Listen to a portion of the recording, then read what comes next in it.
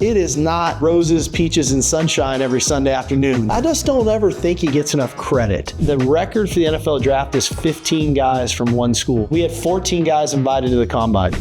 All right, got Coach Sark here. Can you believe it? I mean, what a stud. My Longhorns were loaded this past season, and we want to look at the draft prospects going into the 2025 NFL draft.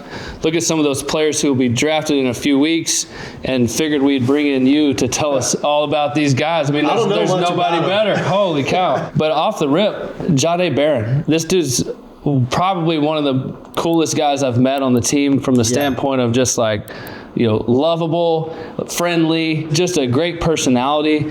Sometimes you have those lockdown, cornerbacks that are, headphones kind of in the zone, talking trash. Jahdae has that in him, but he's just a great teammate, it seems like. He's like the epitome of what college football is supposed to be. When I got here, you never know what you inherit, right? You just get here and you're like, okay, you got hired for a reason. You don't really know why. You got to figure that whole part out. And so many people are like, yeah, you got to cut that kid loose. He's just coming off his freshman year. He's a local kid, Pflugerville. And he was a little bit of a pain in my tail year one. Yeah. But he was a good player. And to watch his growth year one, year two, year three. And at the end of year three, a couple of his buddies are declaring early to go to the NFL draft. And he had a really tough decision to make. Yeah. And he was really getting like 4th, 5th, 6th round grades. He wasn't getting like early round grades. I think in his mind he thought he was, but that wasn't the feedback we were getting back. Right. And so he made a decision to come back. And then we talked about, okay, if you come back, how are you going to improve? And what are you going to do? And the first thought was, we want to move you to corner. Well, if we're going to move you to corner, you got to change your body, right? Your speed's got to get right. But we're not going to primarily play you at corner. You're going to play some nickel. You're going to play some safety. You're going to play some dime on third down. And then above that, I need you to be a senior. I need you to be a leader. I need you to do the things that this team is going to need, because we lost some good leaders on the way out. That's right. And if there's ever like a poster child for why you come back to school for your senior year, comes back, graduates, plays phenomenal football, Thorpe Award winner. Okay. He's probably going to go in the top, 20 picks ballpark? Oh, yeah. I definitely think that. Somewhere probably going to be the first corner. And I don't think anybody can speak more eloquently about our program than he can, because of the transformation that he went through over a 4-year span. So I couldn't be more pumped for him. I saw him just the other day. I said, how did you run that time? I said, I want to know. I said, you cheated. What'd you do? Did you fudge the line? Like, how'd you do it? He goes, I said, because I really thought he could hit like 4.45. And I'm like, that's going to be a really good time for him, because his football IQ is so high. The versatility's there. Played all the positions. So when he went 4.38, 4.39, something like that? 4.3, yes. And it was like, stop doing everything. Just stop. Put your hoodie on and walk out the door. And then go home and lock the door. And just be a hermit for the next 2 months or whatever it is until the draft. And so, but man, I'm pumped for that guy. So we know him as a person. When you watch his tape, what if you're a GM, what jumps off the tape at you for Jahdae Barron? Well, I always say, there's that adage, there's certain guys that the ball finds them. He finds the ball. Yeah. And that's been the story of his career. How many times it's been a tip ball, he intercepts it. Yeah. And then not only does he intercept it, he runs back for a touchdown. I think he takes the film study and actually applies it, which is difficult for guys in college. You saw it a ton in the NFL. Those guys that really, and they see route combinations and they go make their play. That's how he plays. And to do that, you have to take some calculated risks. And a lot of guys in college, they're not calculated. They just take risks. Yes. Or they're afraid to take that risk because they don't want to get beat. I thought he takes really calculated risks because he studies, he prepares, he's invested in the overall scheme, not just what's my job, but sees the scheme from a big picture perspective, whether it's run fits, pass fits, and that's allowed him to play multiple positions. And he's physical, man. He is not your typical corner that just, wants to cover a guy and stay out of the way. I think that helped his time playing nickel. It helped, his time being a dime linebacker. But, man, he's a good blitzer. He's instinctive. He's got great ball skills. And he loves the game. And that's the part that you love is that, every day he walks in the building, it's a want to. It's definitely not a have to. All right, let's move on. Matthew Golden. So Matthew Golden was an interesting story. He's a guy we had recruited out of high school and decided to go to Houston. And we're like, what just happened, right? Yes. How'd this just happen? Yes. You knew him before he got here. He was teammates with Jaden Blue at Klein Oak in Houston. And so we knew him. We didn't play Houston for a couple years, and then we played Houston the 1 year in 23. Close game. And he has a really good game. He catches 2 touchdowns in that game. Yes. And we're like, man, this guy, he turned out what we thought he was going to. But he really wasn't like their leading receiver. He wasn't like their go-to guy. Had a really good game against us. And then when he went in the portal, coming off of Xavier declaring, AD declaring, and Jordan being done, we had a pretty big void to fill at receiver. And it was kind of simultaneous with Isaiah Bond at the same time going in. When Matt went in, we were like, this is a guy we got to go get. We knew he was sure-handed. We knew he was reliable, making contested catches, was a really good kick returner at Houston. We're like, this guy checks a lot of the boxes. And when we got him with a turf toe. And so he really didn't get to do much in winter conditioning, was kind of limited in spring practice. We didn't get the best version of him. He was coming off of a turf toe surgery kind of at the end of the Houston season. And systematically, it was different. They were more of that air raid system with Dana Holgerson, and then we're more pro style. And so there was a learning curve for him, just kind of multiple formations, motion shifts, learning conceptually, not learning one position. And as the season started to grow, I don't think any of us went in the season thinking he'd be the go-to guy. But as the season went on, IB has the ankle injury. Next thing you know, he started to become in the rapport with he and Quinn. And at quarterback, when you got a guy you can count on. That's right. And just how many critical catches he made the second half of the season and into the playoffs. And he really, in the Ohio State game, he's got a high ankle sprain. It makes a critical catch to get us down there. And so same thing like Jahdae at the combine, I'm thinking, okay, as long as he hits between like 4.4 flat and 4.45, he's good. Because he's got such strong hands. He's got a high football IQ. And this dude pops 429. I was like, stop. I was like trying to call him like, stop. Like, you're good. You don't have to do anything. Don't do anything. I had no idea he was going to do that. I didn't either. But, man, what a start, I don't know if you saw, I was on NFL Network at the Combine, and they did that simulcast of, like, Xavier, Matt, and IB running their 40s. Kind of, I don't even know how they do that. Yeah. And Matt's start was incredible. Yes. And obviously Xavier's was incredible too. And then you saw the difference in IB's start, Isaiah's start.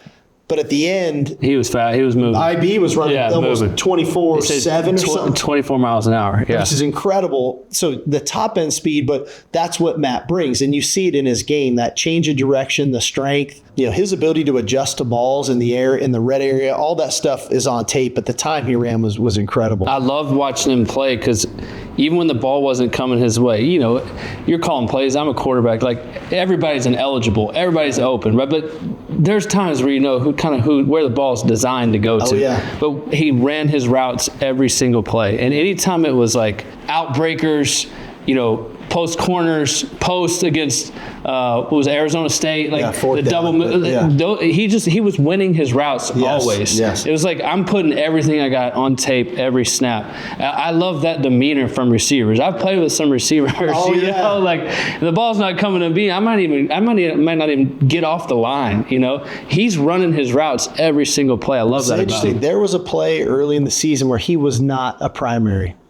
And Quinn throws it, and he comes out of his break kind of half speed, like most receivers would do, and the ball falls incomplete. It's actually a really good throw by Quinn. It falls incomplete. And he comes off, he said, that'll never happen again. Like, that was it. That early in the season? It was early. It might have been UTSA or something early in the year. He said, that'll never happen again. And from that day forward, he really became the leader in that room, and the physicality he plays with, the blocking, all those things, all the intangibles added up. And literally, the only question mark anyone had on this guy was his speed. And he hits 429. Like, that was. I think outside of Travis Hunter, we don't know what Travis Hunter will play. Right. I mean, unicorn. He's the best receiver. I think he'll be the next guy drafted. What he did for this team, how I listened to Quinn talk about him. Then he goes out and runs a 4.29.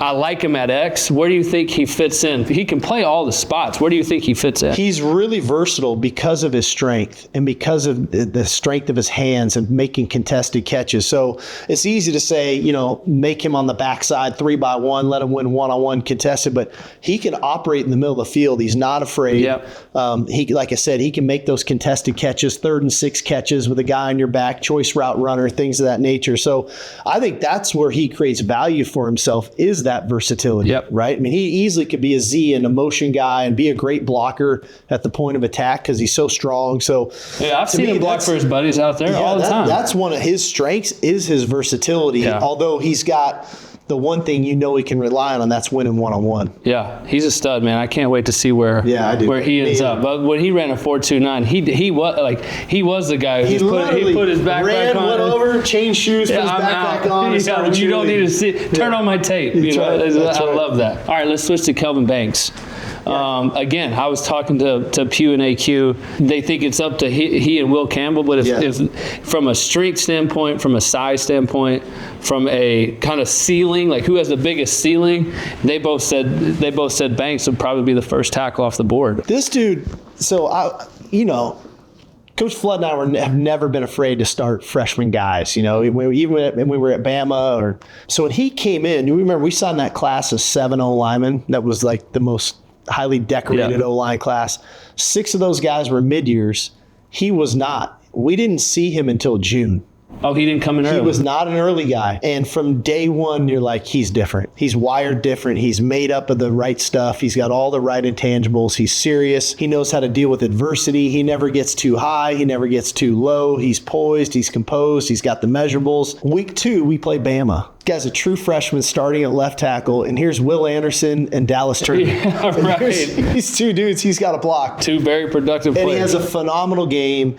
And that's kind of been the story of his career. You can count on him. Yep. And what more as a quarterback do you want? Who do you want to count on more than your go-to receiver? You need that left tackle. That left tackle. That's right. That he's going to show up every Sunday or Saturday. I mean, you want your left tackle to have your blind side, right? Yeah. How is his run blocking? Excellent. The footwork, the physicality. Like, what was crazy is going into the combine, I was fielding some calls on him. People were talking about him at guard. And I'm like, what are you talking about? No way. This guy just started almost 50 straight games at left tackle for us. And then, because I think they were concerned about maybe measurables, height, arm length, all of a sudden the measurables came back. He has 6'5", he's got like 34-inch arms or just under. It was like, what are we talking about? Come on. He's got the right demeanor, which I think demeanor at left tackle is so important, right? That he's non-emotional, he stays focused. But confident, there's physicality there. So that dude's prime and for us, that's a huge deal. Can you name the last offensive lineman to get drafted in the first round from the University of Texas? It had to be before me, way before Bianca, me. are you here? Is it? I am. Who is it? Mike Williams, 2002. That's unbelievable. Think about that. That's unbelievable. Think about that. Mike Williams, 2002. It's 2025. Okay, if anyone's keeping score at home. 23 years ago.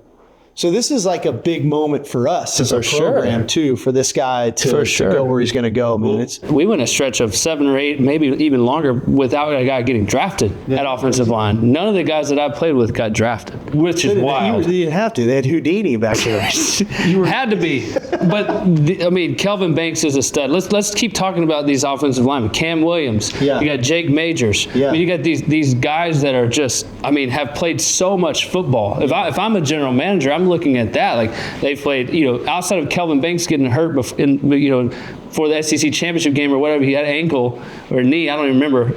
These guys are ballers. Yeah. Jake Major's incredible, right? 4-year starter for us. I think he started the bowl game the year before we got here. Yeah, the COVID that's year. crazy. Cerebral, tough, made of a center's supposed to be, right? Yes. Makes all the calls. The guy's incredible. Flood did an awesome job with Jake. So I think he's going to go higher than people probably think. Yep. And he's going to be one of those guys that this class is going to be one that I think people talk about that gets drafted out of Texas. People might not talk about Jake Majors as one of the guys in this class because of the potential first round picks and whatnot. Inevitably, he might be the guy that plays the longest because he's just, how those centers go. Yeah. They just get in the league and they're smart. They know how to use leverage. And if you're smart, if you can play with leverage, and you make the right calls, you're the communicator. Yeah. For everybody, you're seeing all different looks. That's right. You need just a sound he touches the ball every play. Yeah. Right. Like, I mean, left tackle is very valuable in the NFL, and you want that guy. But if I'm building my team, I don't know that I go out and like have to have the Trent Williams or the stars at I want a good interior. That's what this game is all about. They're putting Micah Parsons and these guys and lining them up over guards and centers, and where are we sliding and identifying who we identify. Yeah, look at the Eagles. Exactly. Front, man. So interior guys are important. A good center is hard to come by. I know. So pumped about him. Pumped about Cam Williams. Yeah, this Cam guy Williams has got all the measurables that you can imagine. The arm length, the height, the athleticism. Had to wait his turn a little bit with Christian Jones for a couple of years there. And huge upside. He's the one guy that you could say is maybe a little inexperienced. Because he's 16 starts in college? Yeah, really 1 year starter. Yeah. He started a game for Christian a year ago and then got injured one game this year, so 15 starts. But I think he's only going to continue to kind of go on the rise of what he's got, because the physical attributes are pretty incredible. What about Hayden Connor? He's back to the blue collar guy. He's your right guard in the NFL. Yeah. Guy you can count on, tough as nails. The guy who's got 3 broken bones or this or that, but shows up. He's there every Sunday. You can count on him. He and Quinn had great rapport, so it's like, the lineman quarterback thing is real. And I think he understands that, and he's got great rapport. He's getting married too, by the way, coming up this spring. So he just, he was by the office. Coach, are you coming? I said, well, we're not practicing that Saturday intentionally. I know you're getting married. So, I'm stoked for him. Okay, well, let's talk a couple more offensive guys. Gunnar Helm. I remember I was with Arch and Quinn, and I was working out up at UT. This was last year, and I was like, man, you lost Sanders at tight end. Like, seems like the spot we need to, what are we going to do there? And both of them immediately were like, oh, we're good. Gunnar Helm, he's a stud. Yeah. I was like, okay, you don't have, if the quarterbacks are saying, that's a friendly target. That's your best friend. I thought he was phenomenal. Phenomenal year. And like, you talk about like being a developmental program. When this guy came in, he was slight, he was frail. I'm not sure how tough he really was, you know. Didn't play at all his freshman year. Minimal field goal protection or something. Year 2, and mind you, JT's coming in as the 5-star in the same class. Year 2, JT's becoming the guy, and he's kind of just doing dirty work. Year 3, more dirty work. JT gets banged up. All of a sudden, Gunnar made some plays. People kind of forget about. And then JT moved on, and we just challenged him. We said, man, you do so many things well. You got to get more elusive. You got to create more explosive plays when you're getting these completions. And sure enough, this guy found a hurdle in his game. The guy's hurdling everybody all of a sudden. Yes. But he is a great target because he's got length. He's got really soft hands. He's very bright. He's tough. And in this day and age, the tight ends are becoming more and more valuable in the NFL. But there's so many of these tight ends coming out of college that never play tight end. They're really slot receivers. They're receivers. That they're trying to make into tight ends. The fact that he was a C area blocker for us and was able to split out and have the reception numbers that he had for us this year. He's a true Y. Yeah, and then it shows at the combine. The guy goes to the combine, right? He gets blown dead on his first 40, rolls his ankle. I don't know if you saw the pictures of this thing. I saw that, yeah. But does the whole combine and never says a word on that ankle sprain. I think is kind of the epitome of what the guy stands for. So he's got a bright future, man. He's going to play a lot of years. You know as good as I do. There's a lot of receivers or tight ends that are really a glorified receiver. Yeah. Right? There's not a whole lot of tight ends who can put on their blocking tape in college and say like, oh, this guy can do both. Right? Yeah, we're blocking the power play. Yes. He's at the point of attack. That's right. We may climb the Y and bluff and go up to the backer, but like this guy can actually, he's serviceable. No question. I mean, he is blocking Michael Williams. He's blocking Shamar Turner. He's blocking all these real dudes that are going to be first-round picks. Yeah, there's a spot for him. I think he may go a little bit higher because a lot of these tight end, the kid from Michigan, they can't block as well as Gunnar. Yeah, now, they have skills. They have great skills. But Gunnar's, you put on his tape of receptions, right? He's running seams, hurdling people. He's fearless. Like, I love him. I would say for Gunnar, you want those guys to get drafted high.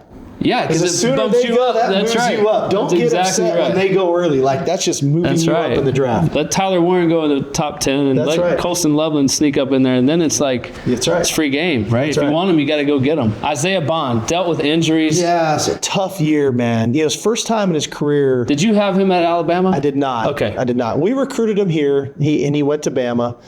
Elite speed. Like I think he had the number 1 200 amateur time in the country his senior year of high school. I mean, this guy could really roll, and had a good couple years there at Bama. Came to us, and really the thought was like he was going to be the go-to guy. Matt, we talked about Matt was not. He was going to be that go-to guy, and the season kind of started off that way. And man, it's like a Ferrari, right? Mm-hmm. When one thing's wrong on that Ferrari, it just doesn't run the way it's supposed to run. And it was the first time he'd ever really had to deal with an injury in his career. And the second half of the season was like the gears weren't shifting as the way he wanted it to. And it was a great learning experience for him to, like, how do you handle it next time moving forward? Because I think the guy was poised for a 1,000-yard season, was really ready to take off.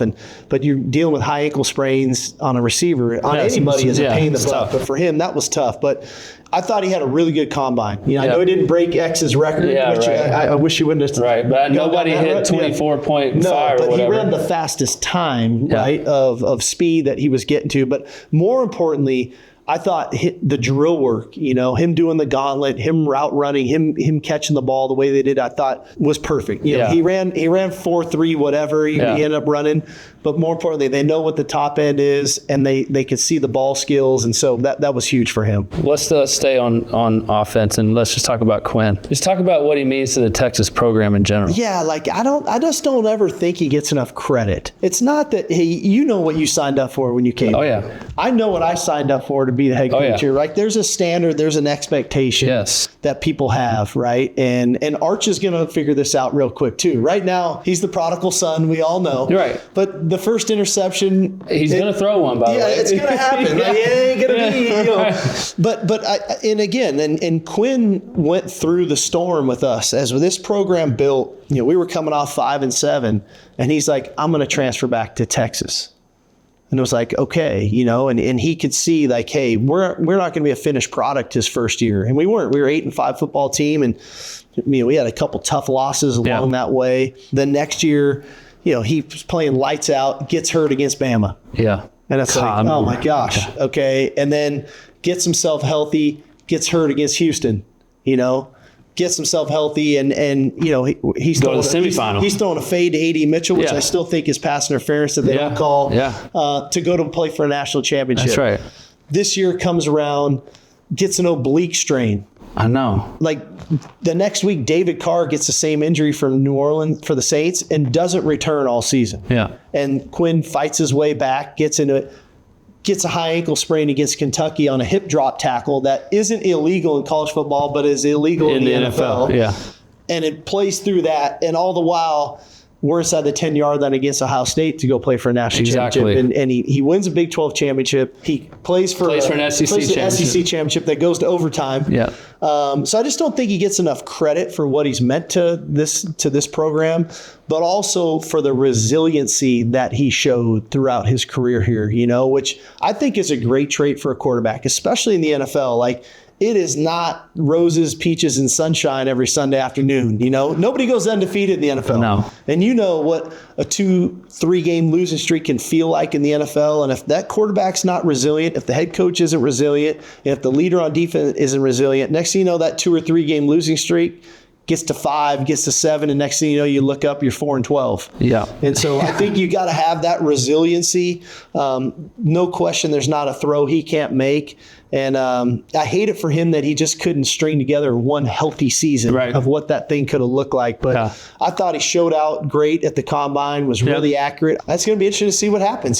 Just like I was talking about Gunnar, sometimes it's almost better that some of these other guys get picked. Yeah. Because now you become, more of a commodity. Like, man, we better, if we want them, we better go get them. Same thing. I think most people think Cam Ward's probably the first guy off the board, and then it's like just a group. It is. It's like somebody is going to like Quinn, or somebody's going to like Sanders or somebody's going to like Jackson Dart. That's right. It just takes somebody to fall in love with a guy. And that's right. When you look at Quinn's production, when you look at what he has done for Texas, you look at how he's played and performed, especially when he's healthy. Yeah. I mean, I think there are some question marks about his health, but if I'm the general manager and I'm looking at Quinn Ewers and I'm saying, okay, what makes me want to go get move up and go get this guy? Like, what is that? Well, I think one, resiliency, man. I think that matters. It does matter. Yeah, and I would say playing at Texas, there's no better in this environment. This is an NFL he's team. Not going to be. I remember when I got drafted to Cleveland. We played my first game. We beat the Patriots in Cleveland. Tom Brady. I go to the press conference and there's like 10 people in there. You're right. If I go to a press conference and we're playing a preseason game, we're playing, North Texas or somebody, there's 100 people in there. Oh, yeah. And they're firing away. Yeah. And you got to be on it. And I need John Bianco right by my side. Yeah. You got to tell me what. Get ready for this. Get ready for that. You're ready. Yeah. You're ready for all that as going from the quarterback at UT, playing as many games as he's had, making that jump to the NFL. So that's one too. I think those are huge, right? And that because the mental makeup in the NFL, it's not about how you throw it. It matters how you throw in underwear, I refer underwear, what I'm talking about. But it matters who are you consistently every single day. Like the quarterback in the NFL has to instill belief in the organization. Never mind the locker room. Yes. In the organization. And to know that guy's going to be a calming factor, like win, lose, or draw, he's going to show up the next day with the same work ethic, the same drive, the same film study, the same, that matters to me. And 18 weeks of regular season football, it's long that season. thing can be a roller coaster, and that quarterback's got to be like that. I mean, Matt Ryan was phenomenal at that, just every week, the level of consistency. I think Quinn has that. I don't think there's a throw he can't make. And I think one of the advantages, and again, this isn't not to critique anybody else in the draft. I just know the system he's coming from.